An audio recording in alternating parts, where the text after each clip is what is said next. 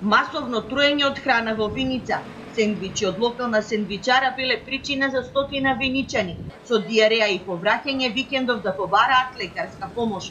Информацијата ја потврдуваат и од епидемиолошката служба во Виница, од каде што велат дека на терен веднаш е излезена инспекција. Земени се мостри, а сендвичарата е затворена. Резултатите од мострите се очекуваат да бидат готови утре. Од прегледаните стотина, 7 завршиле на инфектологија во Штип. Најмалиот пациент е 13 години, а најстариот е 57 години. За помалку од 10 дена ова е втор случај на труење во Виница.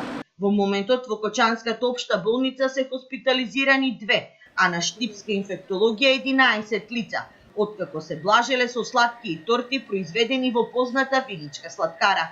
Оваа жена заедно со својата ќерка веќе 8 ден е во болница. Резултатите потврдиле присуство на салмонела. Околу 30 души лежат од Виница на инфективно овде во Штип со истата диагноза салмонела.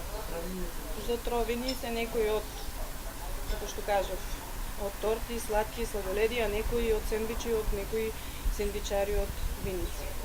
Пред 4 месеци повеќе од 30 свадбари од Кочани, Виница и Штип завршија на инфективно во Штипската клиничка болница, откако конзумираа пирошки со изминат рок.